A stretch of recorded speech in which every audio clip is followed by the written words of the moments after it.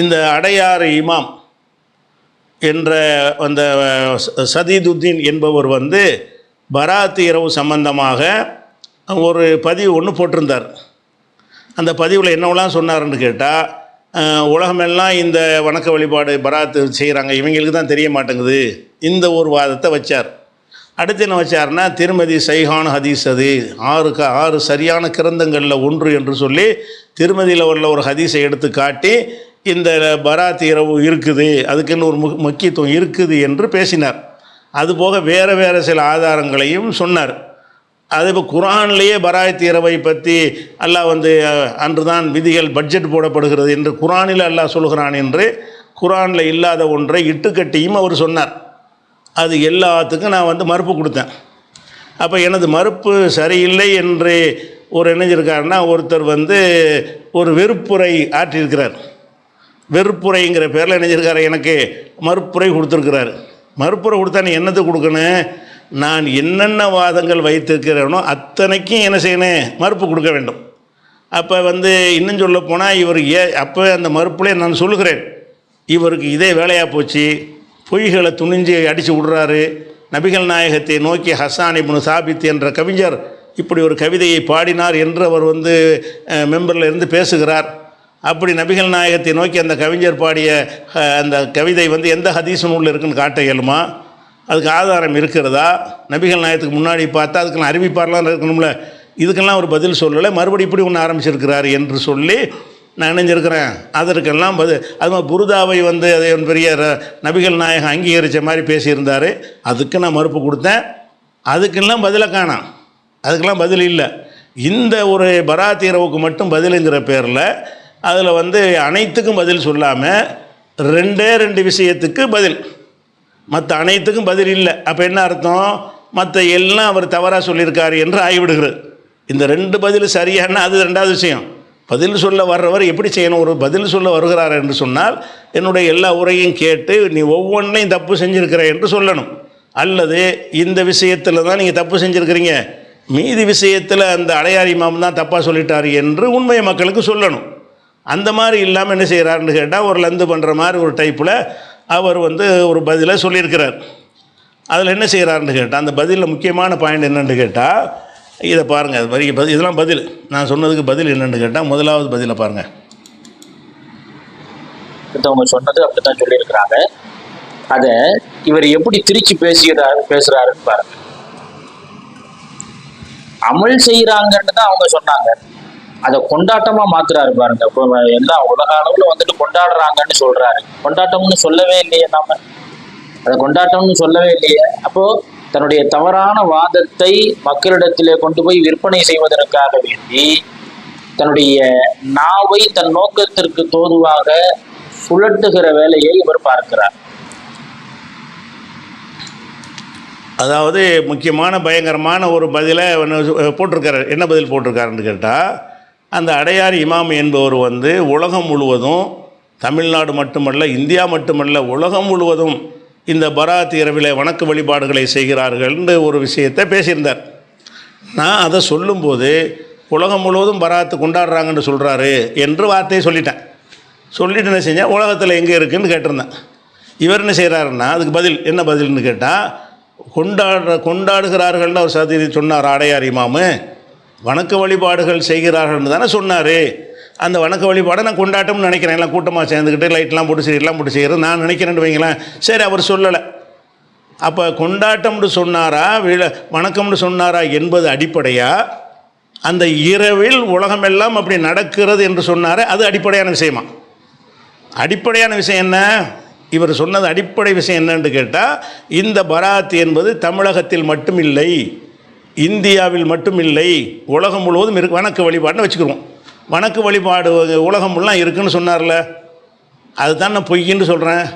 இந்த கொண்டாட்டம் என்பதற்கு வந்து திமிரி எழுந்து அதை ஒரு கிண்டல் பண்ணி பேசக்கூடிய இவர் அந்த அந்த அடையார் இமாம் சொன்னபடி தான் உலகம் முழுவதும் இருக்கிறது பாருங்கள், இதோ மஸ்ஜிதுல் ஹராமலை பாருங்கள், இதோ மஸ்ஜித் நபவியில் பராத் இரவில் என்ன நடக்குது என்று பாருங்கள், இதோ குவைத் பள்ளிவாசலை பாருங்கள், அபுதாபி பள்ளிவாசலை பாருங்கள் அப்படின்னு சொல்லி அமெரிக்கா பள்ளிவாசலை பாருங்கள்னு அந்த மாதிரி அந்த பராத் இரவு அன்றைக்கு எடுத்த வீடியோக்கள்னு அப்படி போட்டு பதில் சொல்லியிருந்தா அந்த அடையாரி இமாம் வந்து உண்மை சொல்லியிருக்கிறான்னு அர்த்தம்.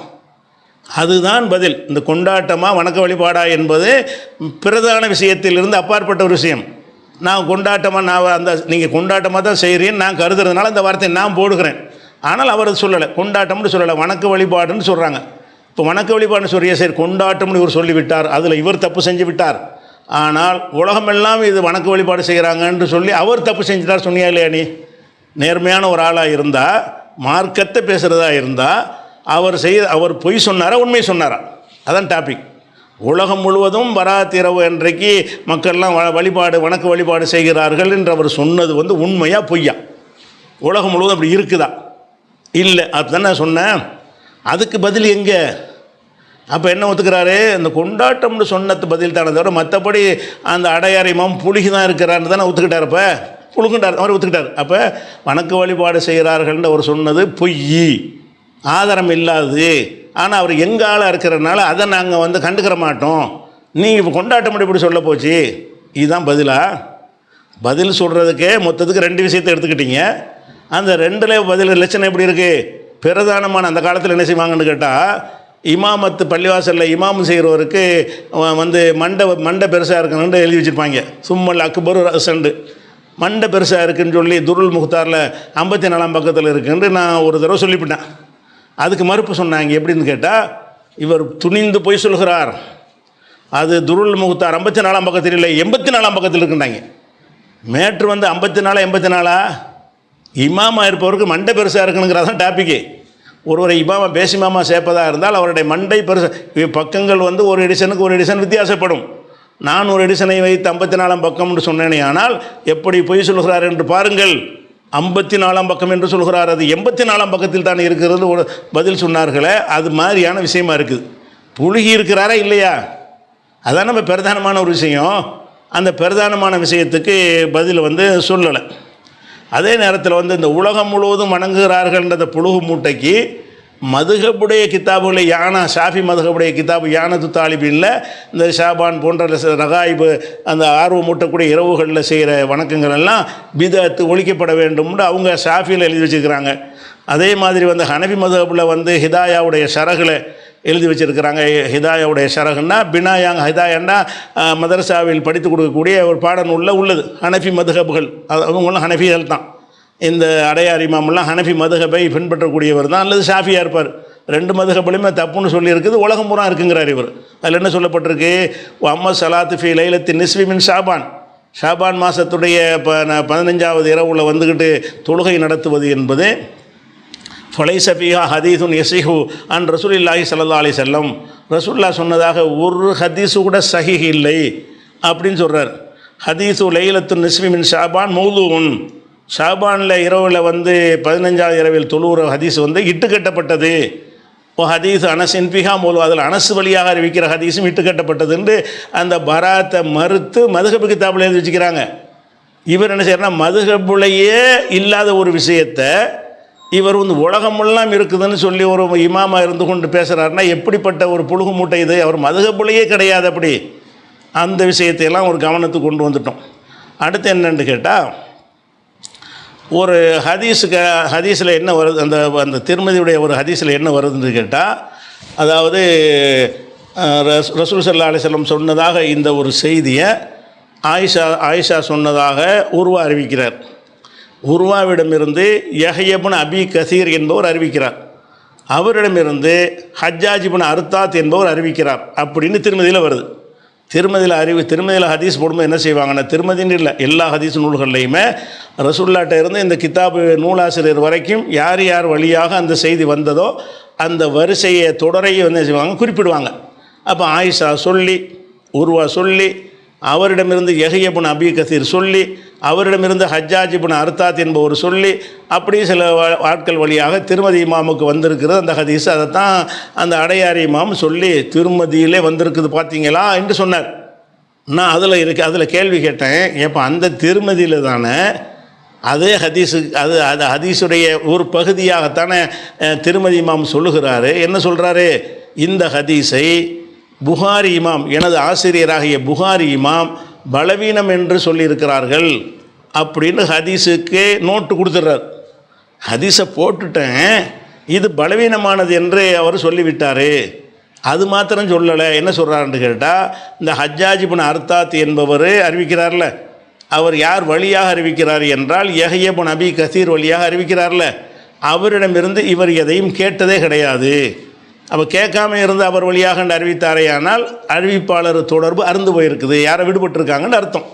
அதே மாதிரி ரெண்டாவது சொல்லக்கூடிய யஹ்யா இப்னு அபி கசீர் என்பவர் உருவா வழியாக என்று இந்த ஹதீஸில் சொல்கிறாரு.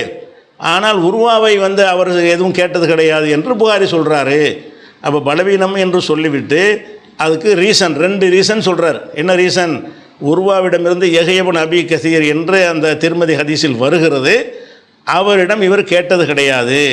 Yahya ibn Abi Kathir என்பவரிடமிருந்து Hajjaj ibn அர்தாத் கேட்டார் என்று வருகிறது, அவரிடம் இவரும் கேட்டது கிடையாது. அப்போ கேட்காத ஆள் வழியாக அறிவிப்பார்களேயானால் நடுவில் யாரையும் விட்டுட்டாங்க என்று அர்த்தம். நடுவில் விட்டால் யாராக இருக்கலாம்? பொய்யராக இருக்கலாம், பலவீனராக இருக்கலாம், யாருன்னு எங்களுக்கு தெரியணும். நடுவில் ஆள்கை விட்டாங்கன்னு சொன்னால் அதை ஹதீஸை ஏற்றுக்கொள்ள மாட்டார்கள். நீ நடுவில் விட்டால் யார்? அவரை நாங்கள் எடை போடணுமே. அப்படிங்கிறதுனால அந்த ஹதீஸ் பலவீனம் என்று யார் சொல்லிட்டா? புகாரி இமாம் சொல்லிட்டார். புகாரி இமாம் சொன்னதை ஏற்று திருமதி இமாமும் என்ன செய்கிறார்? அந்த ஹதீஸோடு குறிப்பிட்டார். நான் கேட்ட கேள்வி என்னன்னு கேட்டால், இதை ஏன் நீ சொல்லலை? ஒரு ஹதீஸை அறிவிக்கிற திருமதி சஹீஹான 6 நூல்களில் ஒரு நூல் என்று இவராக ஒரு பட்டம் கொடுத்து, சிகாக சித்தான் ஒரு பட்டம் கொடுத்துக்கிட்டு அந்த நூலில் ஹதீஸ் சஹீஹானது திருமதியை பலவீனம் என்று சொல்வீர்களா என்றெல்லாம் அந்த அடையார் இமாம் கேட்டார். அதுக்கு தான் கேட்டேன், ஏப்பா எந்த திருமதி நீ பார்த்த? அந்த திருமதியில் இந்த வாசகம் சேர்ந்து வருத, அவரே பலவீனம்னு சொல்லியிருக்கிறாரு. பலவீனம்னு சொன்னதையும் சேர்த்து நீ சொல்லணும், அதையும் மறைச்சிங்க. அவர் ஹதீஸை போட்டுட்டு அது பலவீனம்ங்கிற ஒரு குறிப்பையும் சேர்த்து கொடுக்குறாரு. அந்த குறிப்பை மறைச்சிப்பட்டு எதுக்கு மேல் வரியை மட்டும் நீங்கள் சொல்கிறீங்க? இருட்டடிப்பு இதுக்கு செஞ்சுருக்கிறீங்க. இந்த இமாம் இருட்டடிப்பு செஞ்சுட்டார், நான் குற்றச்சாட்டு சுமத்தி இருக்கிறேன். அப்போ இவர் என்ன பதில் சொல்ல வந்தவர் என்ன செய்யணும்? ஆமாம், இருட்டடிப்பு தான் செஞ்சுட்டாரு. அதுக்கு நீ பதில் சொன்னியா? இருட்டடிப்பு செஞ்சார், அதை நான் சொன்ன பிறகு நீ பதில் சொல்கிற. இதை முகமதுக்கு அதுக்கு அந்த அர்த்தம் என்ன, இந்த அர்த்தம் என்ன, அது எப்போ அது சொல்லப்படும், அன் போட்டால் என்ன, அதுக்கெல்லாம் நான் பதில் சொல்கிறேன் பின்னாடி. ஆனால் இந்த இந்த வாதமெல்லாம் எப்போ சொல்கிறீங்க? நான் சொன்ன பிறகு அதுக்கு பதில் சொல்கிறீங்க. இந்த அடையார் இமாம் பேசும்போது ஏன் இதை இருட்டடிப்பு செஞ்சார்? புகாரி இந்த மாதிரி சொல்லி இருக்கிறாரு, திருமதி அதை குறிப்பிட்டிருக்கிறாரு. ஆனாலும் அது புகாரி சொன்னது சரியில்லை, சரியான ஹதீஸ் தாண்டு சேர்த்து சொல்லியிருக்கணும். அதை ஒருத்தன் எதிரி விமர்சனம் பண்ணி கண்டுபிடிச்சி சொன்ன பிறகு அதை சமாளிப்பதற்கு இவர் பதில் சொல்ல வந்திருக்கிறாரு. இவர் நேர்மையான ஒரு ஆளாக இருந்தால் என்ன செஞ்சுருக்கணும்? அந்த அடையார் இமாம் அதை மறைச்சிட்டாரு, சொல்லித்தான் இருந்திருக்கணும். நேர்மையானவராக இருந்தால் ஒரு ஹதீஸை சொல்லும் பொழுது அந்த ஹதீஸுடைய பதிவு செஞ்சவர் என்ன ஒரு நோட்ஸ் கொடுத்துருக்கிறாரோ அதையும் சேர்த்து தான் சொல்லணும். சொல்லிவிட்டு நீங்கள் என்ன செய்யலாம்? அது சரியில்லை போல உங்களுடைய பதில்களை சேர்த்து சொல்லிக்கலாம், அது ஒரு விஷயம். அதை இருட்டடிப்பு பலவீனம் என்று அவர் திருமதி சொன்ன ஒரு விஷயத்தை இருட்டடிப்பு செஞ்சுட்டு சரியான ஹதீஸ் என்று சொல்கிறீங்களேன்னு கேட்டேனே. இதுக்கு பதில் எங்கே? ஏன் இருட்டடிப்பு செஞ்சாரா செய்யலையா? இதான கேள்வி. இருட்டடிப்பு செஞ்சாருன்னு தானே குற்றச்சாட்டு வாசி காட்டினேன்.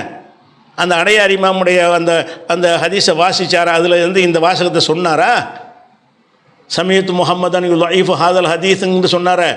அதை அந்த வாசகத்தை இந்த அடையார் இமாம் தன்னுடைய உரையில் சொன்னாரா? அது என்னமோ ஃபஸ்ட் ரேங்கில் உள்ள ஒரு ஹதீஸ் மாதிரியில் சித்தரிச்சிட்டு போனார்.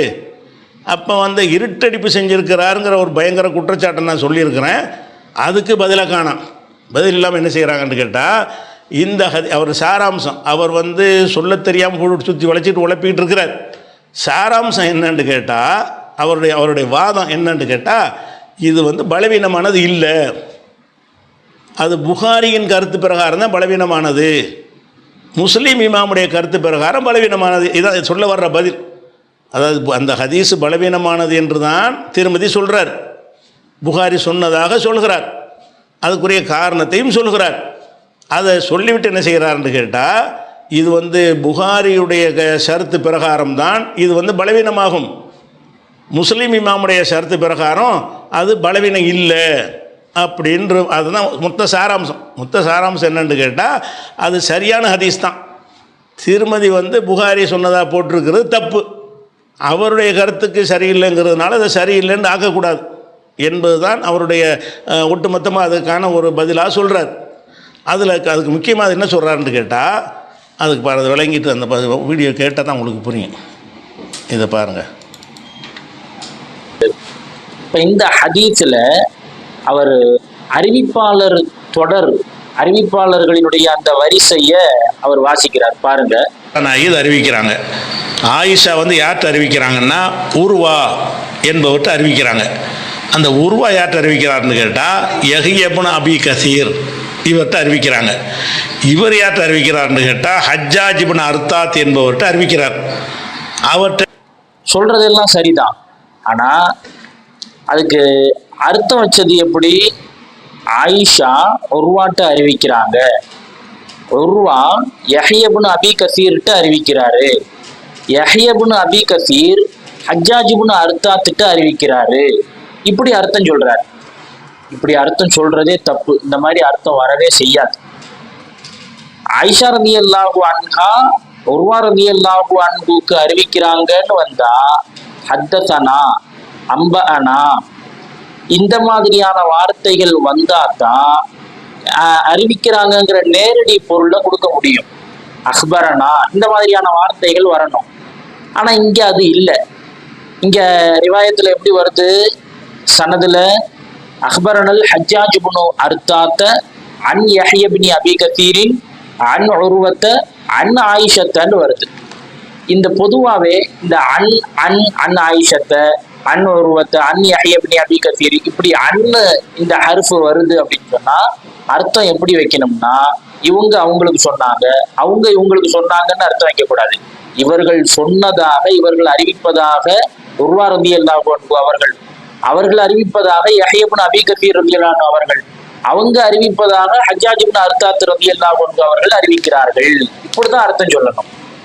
ஏன்னா இந்த ஹதீஸை பொறுத்த வரைக்கும் ஒன்று அவங்க நேரடியாகவும் கேட்டிருக்கலாம், அல்லது இன்னொரு நபரிடமிருந்து கேட்டு அந்த நபருடைய பெயரை குறிப்பிடாமலும் விட்டிருக்கலாம். இந்த இரண்டுக்குமே இடம்பாடு இருக்குது. இதுக்கு அதாவது இவர் என்ன சொல்கிறாருன்னு கேட்டால், இதை சேம் சைடு கோல்மாங்கல்ல, அதை தான் இதில் செஞ்சுருக்கிறாரு. என்ன செய்கிறாருன்னு கேட்டால், இந்த ஹதீஸில் நான் என்ன சொல்கிறேன்னு கேட்டால், உருவா யஹ்யாவுக்கு சொல்கிறாரு, யஹ்யா பின் கசீர் ஹஜ்ஜாஜ் பின் அர்தாத்துக்கு சொல்கிறாருன்னு சொல்கிறேன்ல. இது அன் என்கிற வார்த்தை போட்டு வந்திருக்கு ஹதீஸில். இப்போ இஸ்மாயில் இப்ராஹிம்கிட்ட ஒரு செய்தியை கேட்டார்னு வைங்க, அதை ரெண்டு விதமாக அவர் சொல்வார். ஒன்று ஹத்தஸனா இப்ராஹீம், எனக்கு இப்ராஹிம் சொன்னார், எனக்கு சொன்னாருங்கிற வார்த்தையை போட்டு சொல்லுவார். அந்த அறிவிப்பாளர் தனக்கு முந்தைய அறிவிப்பாளரை பற்றி பேசும்போது எப்படி சொல்லுவார்? ஹத்தஸனா இஸ்மாயில் கால ஹத்தஸனா இப்ராஹீம். அப்படி ஒவ்வொருத்தரும் எனக்கு சொன்னார்னு சொல்லிடுவாங்க. எனக்கு சொன்னாருங்கிற வார்த்தையை பயன்படுத்தி ஒரு செய்தியை அறிவித்தால் நேரடியாக அவர்கிட்ட கேட்டிருக்காருன்னு அர்த்தம். நான் எனக்கு இவர் சொன்னார்ன்ற ஒருத்தரை பற்றி சொன்னேனேயானால் நான் அவரை பார்த்துருக்கிறேன், அவர் இந்த செய்தியை அறிவிக்கும் போது என் காதால் கேட்டிருக்கிறேன், அப்போ தான் அந்த ஹத்தஸனா எனக்கு அறிவித்தார் அல்லது அஹ்பரனா, அது ஒரே வார்த்தை தான். ஹத்தஸனா என்றாலும் அஹ்பரனா எங்களுக்கு அறிவித்தார்னு சொன்னாலும், அல்லது சமயத்து நான் செவியுற்றேன், சமயத்து இப்ராஹிம் சொல்வதை என் காதால் கேட்டேன், அப்போ நான் செவியுற்றேன் என்றோ எனக்கு அறிவித்தார் என்றோ எங்களுக்கு அறிவித்தார் என்றோ அந்த மாதிரியான வாசகத்தை ஒரு அறிவிப்பாளர் பயன்படுத்தி சொல்வாரையானால் அவங்க அதில் அந்த அறிவிப்பாளர் கரெக்டாக இருந்தால் அந்த ஹதீஸை குறை சொல்ல முடியாது. ஏன்? அறிவிப்பாளர் விடுபட்டுருக்குன்னு சொல்ல இயலாது. விடுபட்டு இருந்தால் எனக்கு சொன்னார்னு சொல்லுவாரா? நான் இஸ்மாயில் எனக்கு சொன்னார்னு சொன்னால் இஸ்மாயில் நான் பார்த்துருக்கேன்னு அர்த்தம். அவங்க உண்மையாளர்களாக இருந்து பொய் சொல்லுவான். பொய்யன்னா அது பொய்யங்கிற காரணத்தினால் அடிபட்டு போயிடும். உண்மையான அறிவிப்பாளராக இருந்து இஸ்மாயில் என்ன செய்கிறாருன்னா எனக்கு மூசா அறிவித்தாருங்கிறார், ஹத்தஸனா மூசாங்கிறார். இதுக்கு ரெண்டு அர்த்தம் கிடையாது. மூசா அறிவித்தார்னா மூசாட்டை இவர் நேரடியாக கேட்டு இருக்கிறார்னு அர்த்தம்.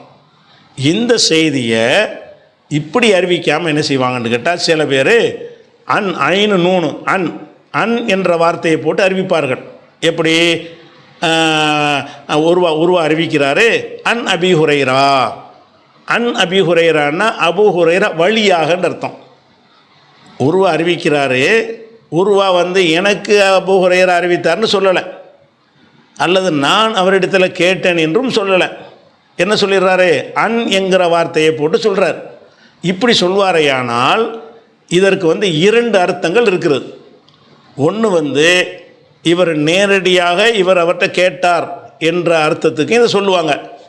இல்லை அவர் வழியாகன்னு சொல்கிறதுனால அவர் இடையில் வேற ஒரு ஆள் அபூ ஹுரைரா சொன்னதாக ஒரு ஒரு இன்னொரு தாபி சொல்லி அவர் சொன்னதாக இவர் கேட்டிருப்பார். இடையில் ஒரு ஆள் விட்டு போயிருந்தாலும் இந்த வார்த்தையை சொல்லலாம். அவர் வழியாகத்தான் அறிவிக்கிறார். அபூ ஹுரைரா வழியாக உருவா அறிவித்தார் என்று சொன்னால் அந்த உருவாவிடத்தில் அபூ ஹுரைராவும் சொல்லியிருக்கலாம். அல்லது அபூ ஹுரைரா வேற யாரோ ஒரு ஆள்கிட்ட சொல்லி அந்த ஆள் உருவாட்ட சொல்லும்போது எனக்கு அபூ ஹுரைரா சொன்னார் தானே சொல்லுவார். அப்போ வந்து இந்த ஆளை காலி பண்ணிவிட்டு அவரை மட்டும் சொல்லவும் செய்யலாம்.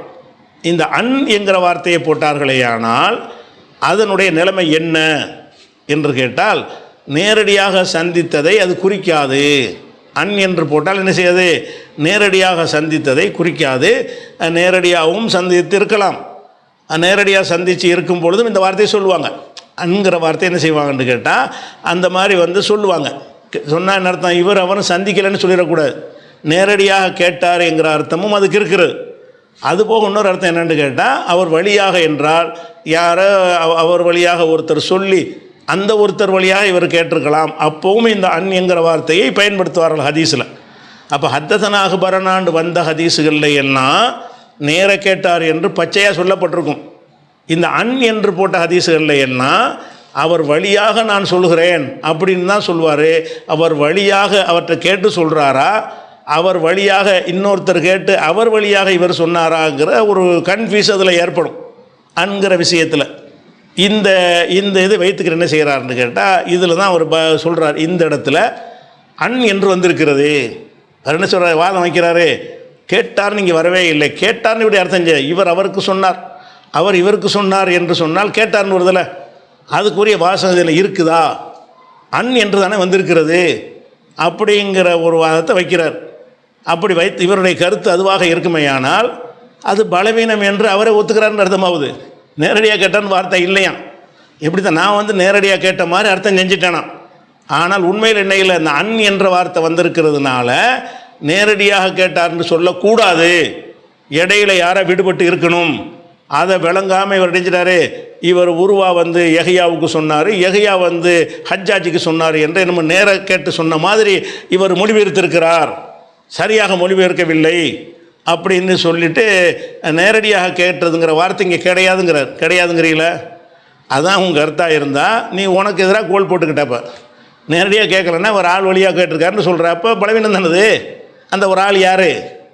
நேரடியாக இவரும் கேட்கலன்னா நடுவில் விடுபட்ட ஒரு ஆள் யார்? ஒரு ஆளா 2 ஆளா? எத்தனை ஒரு விட்டுருக்கு? அந்த லிஸ்ட்டையெல்லாம் கொண்டாந்து காட்டலைன்னு சொன்னால் அது முன்கத்தி தொடர்பு அருந்து போனதுன்னு ஆயிரும். அப்போ தொடர்பு அருந்தது என்பதற்கு ஆதாரத்தை அவரே எடுத்து வச்சுப்படுறார். ஆனாலும் இதில் வந்து அவர் அறியாமையை மாட்டிக்கிட்டதுனால அதையும் நான் சாதகமாக பயன்படுத்திடலாம். ஆனாலும் அப்படி பயன்படுத்துகிற உண்மையை தான் நம்ம சொல்லணும் என்ற வகையில் பார்த்தோம்னு கேட்டால் இந்த அன் என்ற வார்த்தையை நம்ம போட்டாலும் அந்த வார்த்தைக்கு வந்து நேரடியாக கேட்டதுங்கிற அர்த்தமும் அதுக்கு இருக்கிறது. அன் என்கிற வார்த்தையை யார் போடுறாங்கங்கிறதை பொறுத்து அது அமையும். இந்த ஒரு பேசிக் அவருக்கு விளங்கவில்லை. உதாரணத்துக்கு சொல்வதாக இருந்தால் இந்த புகாரி எடுத்துக்கிறோங்க. புகாரியில் வந்து ஒரு முதல் 10 ஹதீஸ் மொத்தமாக எடுத்தோம்னா அது வண்டி கணக்கில் ஒரு 5000 ஹதீஸ் நான் சொல்லுவேன். அந்த மாதிரி நான் சொல்கிற மாதிரி ஹதீஸுகளை 7000 ஹதீஸில் 5000 ஹதீஸ் இப்படி இருக்குது. ஆனால் வந்து ஒரு 10 ஹதீஸ் சாம்பிளுக்கு எடுத்துக்கிறோம். அந்த 10 ஹதீஸில் புகாரி என்ன செய்கிறாருன்னு கேட்டால் அவர் வழியாக இவர் வழியாக அன் போட்டு தான் அறிவிக்கிறார். புகாரி அன் போட்டு அறிவித்தார் என்று சொன்னால் அவர் நேரடியாக கேட்டதை உறுதி செய்தால்தான் இந்த மாதிரி சொல்லுவார். புகாரி நூலில் அன் அபி ஹுரைரா என்று சொல்லிவிட்டால் அபூ ஹுரைராவிடத்தில் கேட்டு அறிவித்தார் என்பதுதான் அர்த்தமே தவிர இடையில ஒருத்தர் விடுபட்டாருங்கிற அர்த்தம் கிடையாது. புகாரியுடைய கருத்து பிரகாரம் கிடையாது. அந்த ஒரு அடிப்படையில் இவருடைய கருத்து பிரகாரம் என்ன செய்யணும்னா அன் என்று வந்து விட்டாலே யாரோ விடுபட்டு இருக்கலாம் நேரடியாக கேட்டதுங்கிற அர்த்தம் வராதுங்கிறார்ல. அப்படி வச்சிங்க என்று சொன்னால் 10 ஹதீஸை நான் காட்டுறேன், 8 ஹதீஸில் இந்த அன் போட்டு வருகிறது. 2 ஹதீஸ் தான் அத்தனா அது எங்களுக்கு அறிவித்தார் 10க்கு 2ன்னு வை, 10க்கு 8. அப்போ என்னது 80%. அப்போ 7000 ஹதீஸுக்கு எடுத்தீங்கன்னா 5600 ஹதீஸ் சதவீத கணக்கில் பார்த்தீங்கன்னா 50 ஹதீஸில் எனக்கு அறிவித்தாருங்கிற வார்த்தைக்கு பதிலாக அவர் வழியாக இவர் வழியாக என்று தான் அவர் அறிவித்திருக்கிறார். அப்போ இந்த அன் போட்டால் கேட்டார்னு அர்த்தம் செய்யக்கூடாது, கேட்காட்டி தான் அந்த அண்ணை பயன்படுத்தணும் அப்படின்னு எங்கே போய் படித்தார்னு தெரியலை. அன் என்பதற்கு 2 அர்த்தமும் இருக்கிறது. எந்த மாதிரி தரத்தில் உள்ளவர்கள் அதை பயன்படுத்துகிறார்கள் என்பதை பொறுத்து அந்த அந்த அர்த்தத்தை மாற்றிக்கிறோம். இல்லைன்னா பொதுவாக கேட்டாலும் இந்த வார்த்தை தான் சொல்லுவாங்க. உதாரணம் எடுத்துக்கிட்டிங்கன்னா புகாரியில் முதல் ஹதீஸை விட்டுருவோம். ஏன் விட்டுருவோம்னு கேட்டால் அதில் இந்த அன் போட்டு வரல. புகாரியுடைய 2வது ஹதீஸ் இப்போ நான் உங்கள்கிட்ட காட்டுறேன். அந்த 2வது ஹதீஸில் என்ன வருதுன்னு கேட்டால் அக்பரனா மாலிகுன், எனக்கு மாலிக் அறிவித்தார். நான் புகாரியில் 10 ஹதீஸ் எடுத்திருக்கிறேன், வரிசையாக தான் எடுத்திருக்கேன், தேடி பிடிச்சி அந்த மாதிரி வார்த்தை வர்றதா எடுக்கலை. வரிசை அவர் ஆர்டர் படி ஒரு 10 ஹதீஸை எடுத்துக்கிட்டேன். முதல் ஹதீஸ் எடுத்து பார்க்குறேன், அதில் அன் போட்டு வரல. எனக்கு அறிவித்தார் நான் கேட்டேன்னு வருது, அது பஞ்சாயத்து இல்லை. இந்த 2வது ஹதீஸ் எடுத்துக்கிட்டிங்கன்னா அக்பரனா மாலிகுன், மாலிக்கு அறிவித்தார் எங்களுக்குன்னு சொல்லிவிட்டு யார்கிட்ட அறிவிக்கிறாருன்னா அன் Hisham ibn Urwa, Hisham ibn உரி அன் தான் வருது. ஹிஷாம் இப்னு உர்வா வழியாக மாலிக் அறிவித்தார்னு வருது. அப்போ இந்த இடத்துல இவர் இந்த வெறுப்புரை கொடுத்தார்ல, அவருடைய கருத்து பிரகாரம் இதில் ஒரு ஆள் விடுபட்டிருக்காங்கன்னு ஆயிரும். விடுபட்டிருக்காங்கன்னு வந்துச்சுன்னு சொன்னால் இந்த ஹதீஸ் பலவீனமாக போயிடும். புகாரி பலவீனமான ஹதீஸை அக்பரனாண்டு வராத ஒரு ஹதீஸை அவர் பதிவு செஞ்சிருக்கிறார் என்று இவர் சொல்ல வருகிறார். அதே மாதிரி தான் ஹிஷாம் அறிவிக்கிறார்ல, எங்கள் வாப்பா எனக்கு அறிவித்தார்னு அவர் சொல்லலை. அன் அபிஹி, தன் தந்தை வழியாக, அங்கேயும் அன்னு தான், அன் அபிஹி தந்தை வழியாக அறிவித்தாருங்கிறார். சரி, அந்த தந்தை யார்? உருவா. ஹிஷாம் இப்னு உருவாவுடைய தந்தை உருவா. உருவா யார் வழி அறிவிக்கிறாருன்னு அன் ஆயிஷத்தை, அக்பரத்னி ஆயிஷான்னு வரல, எனக்கு ஆயிஷா அறிவித்தார்கள்னு வரல. எப்படி வருது? அன் ஆயிஷத்தை, ஆயிஷா வழியாக. அப்போ 3 இடத்துல இந்த 2வது ஹதீஸில் 3 இடத்துல அன் ஹிஷாம், அன் அபிஹி, அன் ஆயிஷான்னு இந்த அன் என்கிற வார்த்தையை போட்டு வருகிறது. இது நேரடியாக கேட்டார்னு அர்த்தமா அல்லது ஒரு ஆளை விடுபட்டு போச்சுன்னு அர்த்தமா? அப்படி சொன்னீர்களேயானால் 3 இடத்தில் அறிவிப்பாளர் தொடர் அறந்திருக்கிறது. இந்த 2வது ஹதீஸ் பலவீனம் என்று நீங்கள் தீர்ப்பளிக்க வேண்டும். அடுத்து இந்த இன்னொரு வெறுப்புரை போடும் பொழுது அதற்கு என்ன செய்யணும்? இந்த 2வது ஹதீஸை பற்றி உங்கள் நிலை என்ன? அன்தானே வந்திருக்குது. அன்னுண்டா நேராக சந்திச்சிருக்க மாட்டாங்கல்ல, அதானே உங்கள் கருத்து? நேராக சந்தித்தா தானே சமயத்துன்னு போடுவாங்க, நேராக சந்திக்காட்டி தானே அன் போடுவாங்கங்கிறீங்கல்ல. அப்படி போட்டிங்கன்னா இந்த அன் தானே போட்டிருக்கு 3 இடத்துலையும். 2வது ஹதீஸுடைய நிலைமை அப்படி ஆகிடுச்சா? 3வது ஹதீஸ், இது புகாரில் நம்பர் 3வது ஹதீஸ். 3வது ஹதீஸ் இப்போ காட்டுற மாதிரி 3வது ஹதீஸில் என்ன வருதுன்னு கேட்டால் லைஸுங்கிறவர் அறிவிக்கிறாரு அன் உகைலின், அன் போட்டு வருது பாருங்க, அன் உகைலின், உகைல் வழியாக அறிவிக்கிறார். அன் இப்னு ஷிஹாபின், இப்னு ஷிஹாப் வழியாக அறிவிக்கிறார். அன் உருவத்தம்னு ஜுபைர், உருவா வழியாக அறிவிக்கிறார். அன் ஆயிஷா, ஆயிஷா வழியாக அறிவிக்கிறார். வழியாக என்று தான் வருது, அன் தான் வருகிறது. இந்த இடத்துல 4 அன்னு வருது. எப்படி வருது?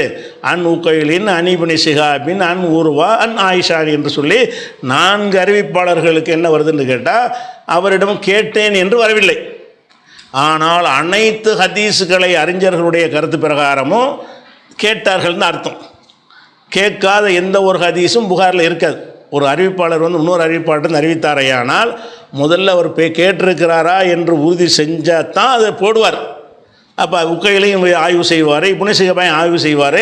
உக்கையில் இப்னு ஷிஹாபை பார்த்துருக்கிறாரு, கேட்டிருக்காருன்னு தெரிஞ்சால் தான் இப்னு ஷிஹாபை வழியாக இவர் போடுவார். இவருடைய நூலில் எந்த ஒரு இடத்துல அன் போட்டு வந்தாலும் அது மற்ற நூல்களில் வேறு சில நூல்களில் இருக்கும்ல தத்லீஸ் செய்யக்கூடிய அது சொன்னால் தான் விளங்கும். தத்லீஸ் செய்யக்கூடியவர்களுக்கு தான் இந்த அன்கிற சட்டம் உள்ளது. அப்போ அந்த மாதிரியான இல்லாத ஹதீஸுகளுக்கு என்ன செய்யக்கூடாது? சந்திக்கலைன்னு சொல்லக்கூடாது. இப்போ இந்த நாளுக்கு என்ன அர்த்தம் செய்வீங்க? அன் உகைலின், உகைல் வழியாக, அதாவது ஒரு ஆளை விட்டு விட்டு அறிவிக்கிறார்.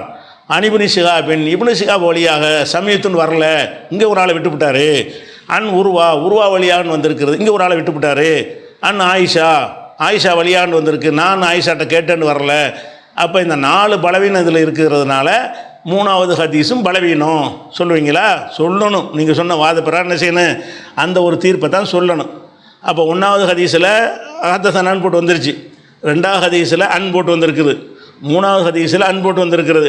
4வது ஹதீஸில் அன் இல்லாமல் அறிவித்தார் நான் கேட்டேன்னு வருது. அதை நான் சொல்லலை, 4வதை விட்டுட்டான்.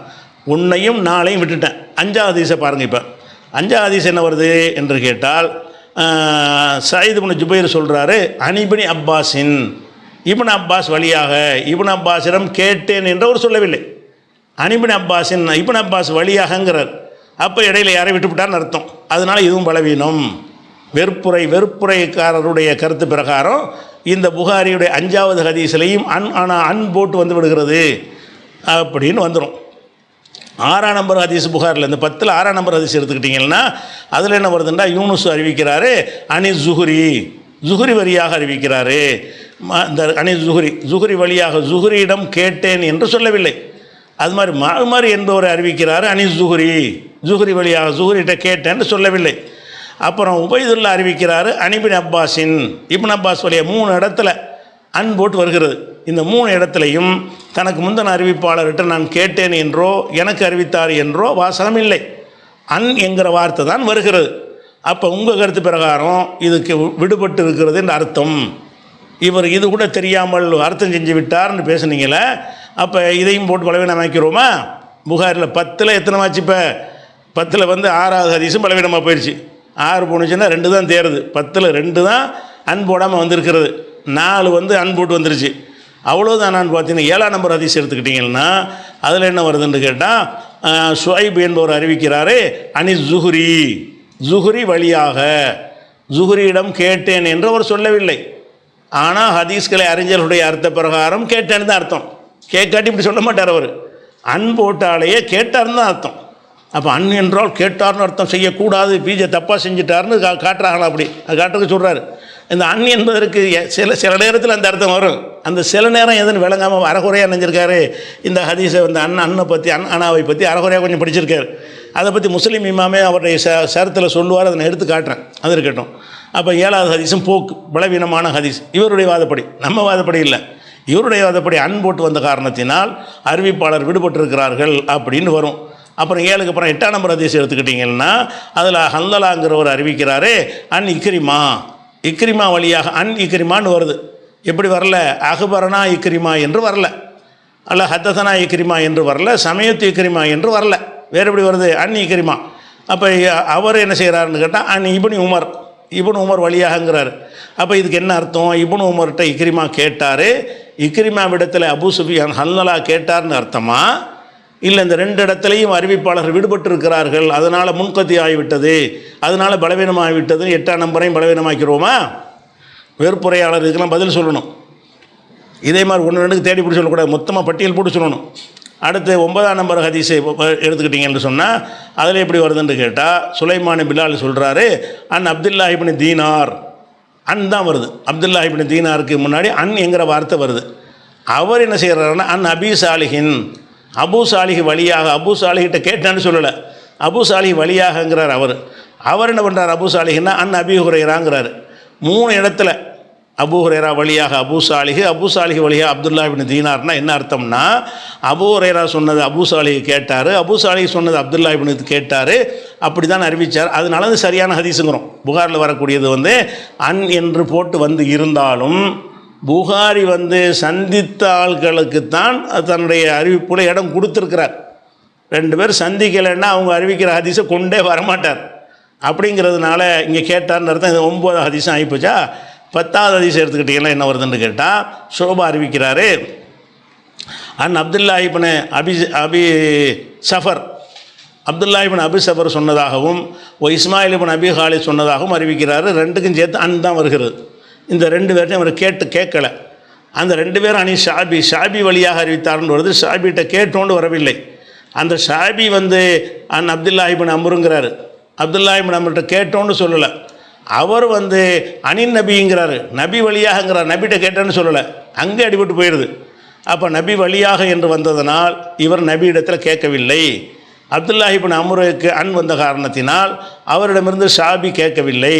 ஷாபி என்பதில் அன் வந்த காரணத்தினால் அவரிடமிருந்து இஸ்மாயில் இப்னு அபி ஹாலிதும் அப்துல்லா இப்னு அபி அஃபாவும் கேட்கவில்லை. எனவே இந்த 10வது ஹதீஸும் பலவீனம்னு சொல்வீங்களா? நீங்கள் சொல்லணும். நீங்கள் அப்படி தான் சொல்லியிருக்கிறீங்க. கேட்டார்னு சொல்லியிருக்கிறாரு. அந்த யஹ்யா உருவா வந்து யஹ்யாவுக்கு சொன்னார், யஹ்யா வந்து ஹஜ்ஜாஜுக்கு சொன்னார் அப்படின்னா சமீத்துன்னு வந்திருக்குதா அப்படின்னு கேட்டிங்களே. அப்போ கொஞ்சமாவது படிச்சுட்டு வந்து மறுப்பு சொல்ல வர வேணாமா? இந்த மாதிரி ஒரு அறிவு கூட இல்லாமல் அது ஒரு பதில் மாதிரி என்ன செய்கிறாரு சொல்லியிருக்கிறார். அதுக்கப்புறம் புகாரி இமாம் சொன்னது நான் சொன்னது உண்மைங்கிறார். பெரும்பால் புகாரி சொன்னது அதுக்கு தான் மறுப்பே கொடுக்க வர்றாரு. அடுத்த சேம் சைடு என்ன பண்ணுறாருன்னு கேட்டால் புகாரி சொன்னது உண்மைங்கிறத கேளுங்க. புகாரி இமாமே சொல்லியிருக்கிறாங்க, அது பாருங்க. சமயத்து முஹம்மதன், புகாரி இமாம் சொல்ல நான் கேட்டிருக்கிறேன். யுலாஇஃபு ஹாதல் ஹதீஸ், இந்த ஹதீஸை பலவீனம் என்று அவர் சொல்லி நான் காதால கேட்டிருக்கிறேன். இமாம் புகாரி ரஹ்மத்துல்லாஹி அலைஹி அவங்க இந்த ஹதீஸை லைஃப்னு சொல்றாங்க. சமிஅத்து முஹம்மதன் யுலாஇஃபு ஹாதல் ஹதீஸ, இந்த ஹதீஸ் லைஃப் அப்படின்ட்டு புகாரி ரஹ்மத்துல்லாஹி அலைஹி அவங்க சொல்லியிருக்கிறாங்க. உண்மைதான், அதுல மாற்று கருத்து கிடையாது. அப்போ இது என்ன செய்யணும்னா, புகாரி சொன்னது உண்மைன்னு என்ன அர்த்தம்? இவர் அவர்கிட்ட கேட்கல, அவர் இவர்கிட்ட கேட்கலன்னு புகாரி சொன்னது உண்மை என்று சொன்னால் ஹதீஸ் பலவீனம்னு அர்த்தம். நான் சொன்னேன் அது உண்மைன்ட்டார். புகாரி உண்மை தான், புகாரி சொன்னது உண்மை தான், சரிதான். அப்போ சேம் சைடு போட்டாச்சா. அதுக்கப்புறம் என்ன செய்கிறாருன்னு கேட்டால், இந்த அதாவது முஸ்லிம் இமாமுடைய கருத்துப்படி இந்த ஹதீஸ் சரின்னு அடுத்த டைலாக்கு ஒரு முக்கியமான பாயிண்டாக தான்.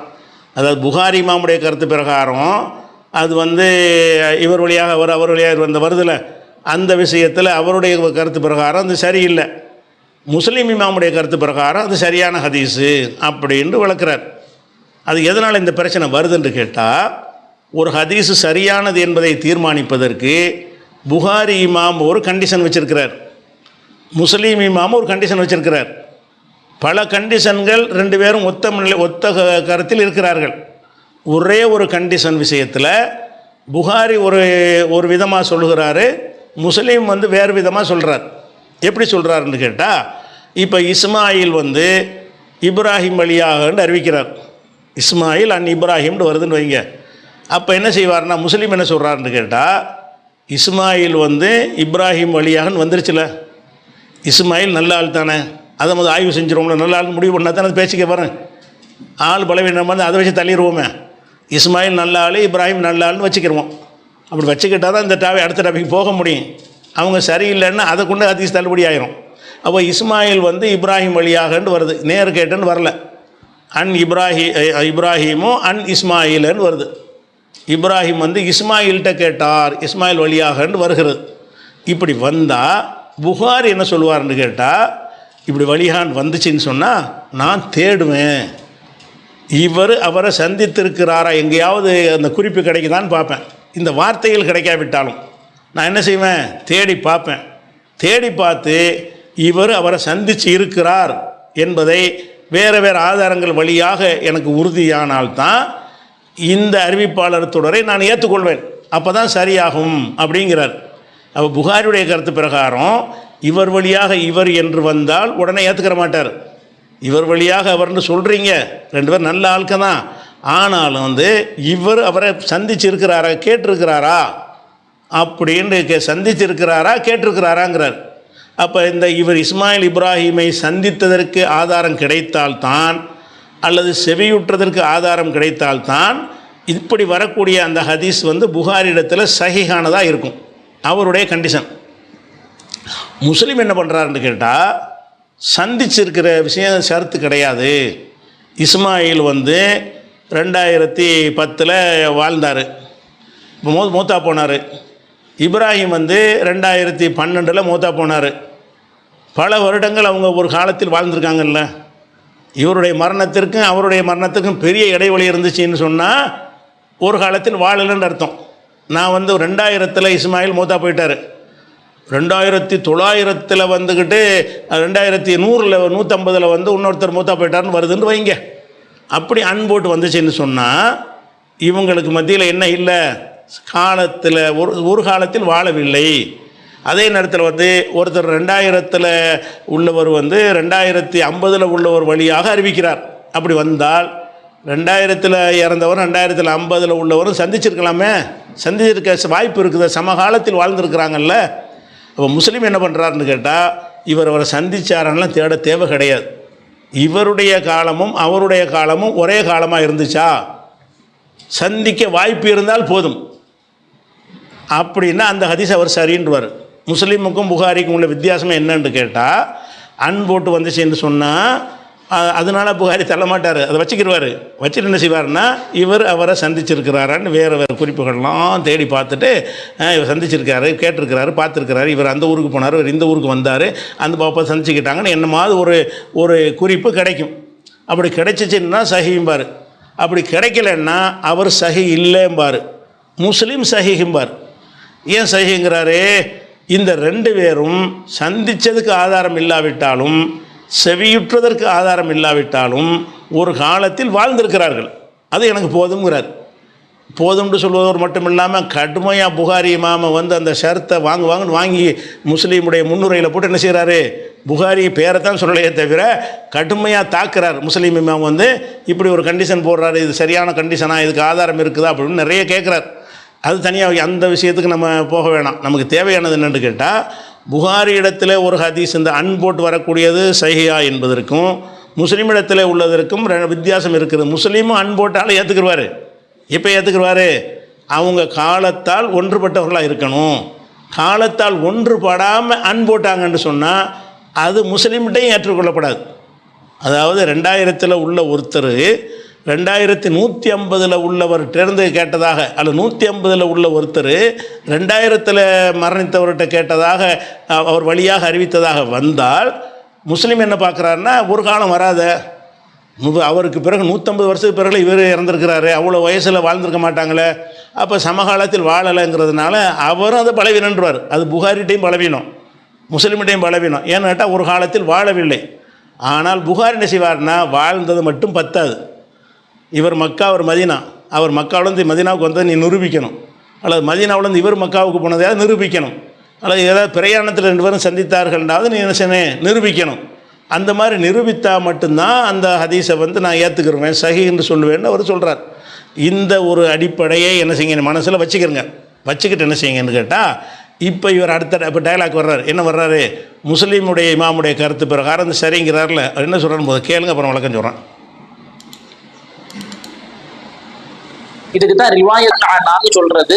இந்த ஹதீஸை ஏற்கலாமா என்னங்கிற விஷயத்துல புகாரி இமாமுக்கும் முஸ்லிம் இமாமுக்கும் இடையில ஒரு சின்ன கருத்து வேறுபாடு இருக்கு.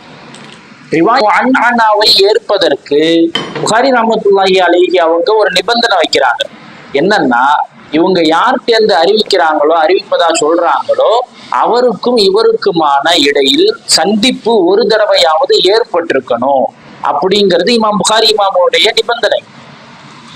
இப்ப இங்க 2 பேருக்கு இடையில சந்திப்பு ஏற்படல. உர்வா ரலியல்லாஹு அன்ஹு அவங்களுக்கும் யஹ்யா இப்னு அபீ கஸீர் ரலியல்லாஹு அன்ஹு அவங்களுக்கும் சந்திப்பு ஏற்படல. அதனால அந்த காரணத்தினால புகாரி இமாம் அவங்க இந்த ஹதீஸை தைஃப்னு சொல்றாங்க. இப்ப முஸ்லிம் இமாமுடைய நிலைப்பாடு என்ன அப்படின்னு கேட்டா, யஹ்யா இப்னு அபீ கஸீர் ரலியல்லாஹு அன்ஹு அவங்களும் உர்வா ரலியல்லாஹு அன்ஹு அவங்களும் சமகாலத்துல வாழ்ந்தவங்க. அவங்களுடைய முஸ்லிம் ரஹ்மத்துல்லாஹி அவங்க வைக்கிற ஷரத்து என்னன்னா, சந்திப்பு ஏற்பட்டிருக்கணுங்கிறது தேவையில்லை, சமகாலத்தில் வாழ்ந்திருந்தாலே போதுமானது அப்படிங்கிறாங்க. அப்ப அதனால முஸ்லிம் ரஹ்மத்துல்லாஹி அலைஹி அவர்களுடைய கருத்துப்படி இந்த ஹதீஸ் லைஃப்ங்கிற தரத்துல வராது. ஆனா இவர் இஷ்டத்துக்கு அள்ளி விடுறாரு. புகாரி இமாமே இதை வந்து லைஃப்னு சொல்லிட்டாங்க, இதை நம்பாதீங்கன்னு சொல்லிட்டாங்க, அப்படி இப்படின்ட்டு. அப்போ இந்த முஸ்லீமுடைய விதி என்னங்கிறத விளக்குறாரு. எப்படி விளக்குறாரு? அவர்கிட்ட வந்து ஒரு காலத்தில் வாழ்ந்திருந்தாலே போதும். அந்த அடிப்படையில் இந்த 3 பேரும், எந்த 3 பேர்? ஹஜ்ஜாஜ் இப்னு அர்தாத்தும் யஹ்யா இப்னு கஸீரும் ஒரு காலத்தில் வாழ்ந்திருக்கிறார்கள். சந்திக்கலை, கேட்கலை, ஆதாரம் இல்லை, இருந்தாலும் வாழ்ந்தது எனக்கு போதும் அப்படின்னு முஸ்லீம் சொல்லிடுவாராம். யஹ்யா இப்னு அபீ கஸீரும் உருவாவும் ஒரு காலத்தில் வாழ்ந்திருக்கிறார்கள், சந்தித்ததுக்கு ஆதாரம் இல்லை, அதுதான் புகாரி சொல்கிறாரு. அதை பற்றி எனக்கு கவலை இல்லை, ஒரு காலத்தில் வாழ்ந்தால் போதும்னு முஸ்லீமுடைய இமாமிடத்தில் இந்த ஹதீஸு சரிங்கிறார். அதுக்கு ஆதாரம் என்ன காட்டுறாருன்னு கேட்டால், நம்ம சமகாலத்தில் உள்ள இந்தியாக்காரர் அப்துல் ஹக் தஹ்லவிங்கிறவர் எழுதின ஒரு கித்தாப்புலேருந்து ஒரு படம் எடுத்து போட்டு காட்டுறார். இந்தியாக்காரர் தஹ்லவிண்டா டெல்லிக்காரன்னு அர்த்தம். அப்துல் ஹக் தஹ்லவிங்கிறவர் எழுதின ஒரு கித்தாப்புலேருந்து என்ன செய்கிறாரு, ஒரு இதை எடுத்து காட்டுறாரு. அப்போ முஸ்லீமுடைய இமாமுடைய அந்த ஷர்த்து என்னங்கிறத விளங்குறதா இருந்தால் அப்துல் ஹக் சொன்னதை நீங்கள் காட்டலாம். இப்போ ஒரு விவாதம் பண்ணிக்கிட்டு இருக்கும்போது என்ன செய்யணும், ஒழுங்காக போய் பார்த்து முஸ்லீம் என்ன சொன்னார்னு அவருக்கு தாப்பில் பார்க்கணும். முஸ்லீம் இதை பற்றி என்ன சொல்லார் அப்படின்னு சொன்னீங்கன்னா, அந்த ஷர்த்து முஸ்லீம் ஷர்த்து வந்து முஸ்லீம் இமாமுடைய அந்த முன்னுரை இருக்கு இல்லையா, அந்த முன்னுரையில் அவர் சொல்கிறார். முஸ்லீம் இமாம் என்ன முன்னுரை சொல்கிறாருன்னு கேட்டால், இது முஸ்லீம்ங்கிற கித்தாபில் வரக்கூடிய வாசகம் என்ன செய்கிறாருன்னு கேட்டால், அதாவது இந்த அன் போட்டு சொல்கிறோம்ல, அதாவது இப்ராஹிமிடமிருந்து இஸ்மாயில் சொன்னார்னு சொல்கிறோம்ல, இப்படி சொன்னால் அவரிடமிருந்து இவர்ந்து வந்துருச்சுல, அதுவே நமக்கு போதும், சமகாலத்தில் வாழ்ந்தது போதும்னு அவர் சொல்கிறார்ல. போதும்னு சொல்லுவதில் வந்து விதிவிலக்கு இருக்குங்கிறாரு முஸ்லீம். என்ன சொல்கிறாரு, இதாக்கான ராவி, இது முஸ்லீம் இமாம் வந்து முஸ்லீம்ங்கிற கித்தாபுக்கு முன்னுரை முகத்திமா என்று முன்னுரை என்று அவர் கைப்பட எழுதினார, அதில் இந்த ஷரத்தை அவருக்கு சொல்கிறார், இந்த விதியை சொல்கிறார். எப்படி சொல்கிறாரு, இதாக்கான ராவி மிம்மன் உரிஃபி தத்லீஸில் ஹதீஸ். இது தத்ரீஸை விளைவிக்கணும், அதான் இதை சொன்னால் தான் அந்த இந்த தத்ரீஸை சொல்லிட்டு இது வாசித்தா தான் உங்களுக்கு ஒழுங்காக விளங்கும். ஒரு இஸ்மாயில் இப்ராஹிம் 2 பேர் தான் உதாரணத்துக்கு வச்சுக்கிட்டு இருக்கிறோமா, இஸ்மாயில் இப்ராஹிம் வச்சுக்கிடுவோம். இஸ்மாயில் என்ன செய்வார்னு கேட்டால், ஒரு செய்தியை சொல்வதாக இருந்தால் தான் யாரிடத்தில் வந்து சந்தித்தாரோ அவரை சந்தித்து இருந்தாலோ தன் காலத்தில் வாழ்ந்திருந்தால் மட்டும்தான் அவர் சொல்லுவார். ஒரு ஆளை விட்டு சொல்கிற வழக்கம் அவர் கிடையாது. அதான் இஸ்மாயிலுக்கு இப்ராஹிம் ஒரு செய்தியை சொல்கிறாரு, அந்த இப்ராஹிமுக்கு இன்னொரு ஆள் சொல்லியிருக்கிறாரு, நடுவில் உள்ள ஒரு ஆளை விட்டுவிட்டு இஸ்மாயில்னு சொன்னார்னு வைங்க. அப்போ ஒரு ஆளை வந்து இருட்டடிப்பு செய்கிற ஆளுக்கு சில பேர் இருந்தாங்க ஹதீஸ் அறிவிக்கும் பொழுது. இப்போ உதாரணமாக வந்து எனக்கு வந்து இஸ்மாயில் சொல்கிறாரு, இஸ்மாயிலுக்கு மூசா சொல்கிறாருன்னு வைங்க. நான் எப்படி சொல்லணும்னா 2 பேரையும் சொல்லணும். எனக்கு இஸ்மாயில் சொன்னார், இஸ்மாயிலுக்கு மூசா சொன்னார்னு சொன்னால் நேர்மையாக அறிவிக்கிறவர்னு அர்த்தம். நான் என்ன செய்கிறேன், இந்த 2 பேரில் மூசா கொஞ்சம் ஃபேமஸான ஆளாக இருக்கார், அதனால் இஸ்மாயிலை கழட்டி விட்ருவோம், மூசா சொன்னாருங்கிறது. எனக்குன்னு போட மாட்டாங்க, மூசா சொன்னாருங்கிறது. மூசா தான் சொன்னார், இவர்கிட்ட சொன்னார். மூசா வந்து இஸ்மாயில்கிட்ட சொன்னார். இவர் இஸ்மாயிலை இருட்டடிப்பு செஞ்சுட்டு என்ன செய்வார்னா, ஒரு ஆளை காலி பண்ணிவிட்டு அவருக்கு முந்தின உள்ள ஆளை சொல்லுவார். அறிவிப்பாளர்களில் இந்த செயலுக்கு பேர் தத்லீஸ் என்று சொன்னால், தனக்கு சொன்னவரை மறைத்துவிட்டு அவருக்கு சொன்னவரை தனக்கு சொன்னவர் போல காட்டுவதுக்கு பேர் என்னது, தத்லீஸ் என்பது. அப்போ அறிவிப்பாளர்களில் இந்த தத்லீஸுங்கிற குறை யாரிடத்தில் இருக்கிறதோ அவர்கள் இந்த அன்போட்டு அறிவித்தார்களே, ஆனால் அதை ஏற்றுக்கிறக்கூடாது, தேடணுங்கிறார். முஸ்லீமும் தேடணுங்கிறார். எதுக்கு தேடக்கூடாதுங்கிறாரு, இந்த அறிவிப்பாளர் உதாரணமாக உருவா வந்து அண்ணா ஆயிஷான்னு வருது, உருவாங்கிறவரும் நேரடியாக சம்மந்தம் இல்லாத ஒரு ஆளை இடையில விட மாட்டார். அப்படி இருந்துச்சுன்னு சொன்னால் உருவா அண்ணா ஆயிஷான்னு ஆயிஷாட்ட தான் கேட்டிருக்கிறான்னு அர்த்தம், ஆயிஷா வழியாக தான் அறிவிச்சார்னு அர்த்தம். ஆனால் உருவா என்ன செய்வார், வேற ஒரு ஆள் வழியாக அதை கேட்டுவிட்டு அந்த வேற ஒரு ஆளை நீக்கிவிட்டு ஆயிஷான்னு சொல்லுவார்னு வச்சுக்கிறங்க. இது நிறைய ஹதீஸ்களை தேடி பார்த்து இவர் அறியப்பட்டுருவார். இதுக்குன்னு தனியாக முதல்லிசீன்கள்னு சொல்லி தபக்காத்தல் முதல்லிசீன் என்ற எக்கச்சக்கமான கித்தாபுகள் இருக்குது. அதில் எந்தெந்த அறிவிப்பாளர்கள் இந்த விளையாட்டு காட்டக்கூடியவங்க அதில் லிஸ்ட்டோட விவரத்தோடு வரும். எந்தெந்த அறிவிப்பாளர் தத்ரீஸ் பண்ணக்கூடியவர், எந்தெந்த ஹதீஸில் தத்ரீஸ் பண்ணி இருக்கிறாங்க என்ற விவரங்கள் எல்லாம் அதை சொல்வதற்கே எக்கச்சக்கமான நூல்கள் ஹதீஸ் கலையில் இருக்கிறது. அதிலேருந்து கண்டுபிடிச்சிக்கலாம். ஒரு ஆள் முதல்லிசு என்று அறியப்பட்டுட்டார்னு சொன்னால் அவர் வந்து போட்டு சொன்னாலும் அந்த ஹதீஸ் முஸ்லீம் இடத்துலையும் சரி கிடையாது. ஏன், இவர் இருட்டடிப்பு செய்கிற ஆளுன்னு பேர் எடுத்திருக்கிறாரு. அப்போ எனக்கு உருவா சொன்னார்னா உருவாவை சொல்லியும் இருக்கலாம், வேற ஆளும் சொல்லியிருக்கலாமே, இவர் விட்டுருவார்.